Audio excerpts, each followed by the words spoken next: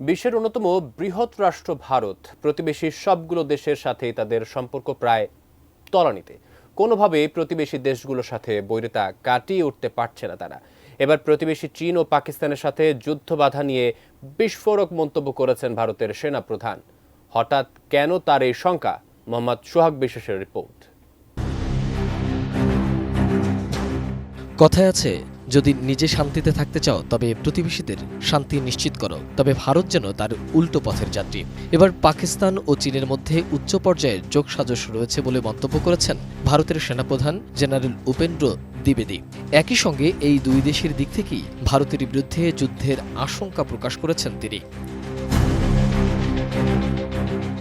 ভারতের সংবাদ মাধ্যম ইন্ডিয়া টুডের দেয়া এক সাক্ষাৎকারে এসব কথা বলেছেন দেশটির সেনাপ্রধান। চীন ও পাকিস্তানের মধ্যে ঘনিষ্ঠতা প্রসঙ্গে এক প্রশ্নের জবাবে জেনারেল উপেন্দ্র বলেন, আমাদের স্বীকার করতেই হবে যে চীন এবং পাকিস্তানের মধ্যে একটি উচ্চ পর্যায়ের যোগসাজশ রয়েছে। ভার্চুয়াল মাধ্যমে তা প্রায় 100%। পাকিস্তানের যাবতীয় সরঞ্জাম চীন থেকে আসে। দুদিক থেকেই ভারতের বিরুদ্ধে যুদ্ধের আশঙ্কা রয়েছে, এটাই বাস্তবতা। জীবনের সব আয়োজন এখানে একসাথে। জম্মু ও কাশ্মীর সীমান্ত দিয়ে পাকিস্তান থেকে অনুপ্রবেশ ঘটিয়ে চলছে বলে দাবি করেছেন ভারতের সেনাপ্রধান। এর ফলে আগামী দিনে উপত্যকায় সন্ত্রাসবাদী কার্যকলাপ আরও বৃদ্ধি পেতে পারে বলেও আশঙ্কা প্রকাশ করেন তিনি। তবে কাশ্মীরে সন্ত্রাসবাদী হামলার ঘটনায় আগের চেয়ে অনেক বেশি কমেছে বলে মনে করেন তিনি। পরিসংখ্যান তুলে ধরে উপেন্দ্র জানান, 2018 সালের পর থেকে কাশ্মীরে সন্ত্রাসমূলক কার্যকলাপের পরিমাণ 83% কমে এসেছে। ভারতীয় সেনাবাহিনীর অক্লান্ত পরিশ্রমকেই এর জন্য কৃতিত্ব দিয়েছেন তিনি। উপেন্দ্র আরও জানিয়েছে, কাশ্মীরে জঙ্গিদের অনুপ্রবেশ আগের চেয়ে অনেক কমেছে। গত কয়েক বছরে মাত্র 45 জনকে এই ধরনের কার্যকলাপের সঙ্গে যুক্ত থাকতে দেখা গিয়েছে। তবে সন্ত্রাস কমে কাশ্মীরে বেড়েছে পর্যটনের সংখ্যা।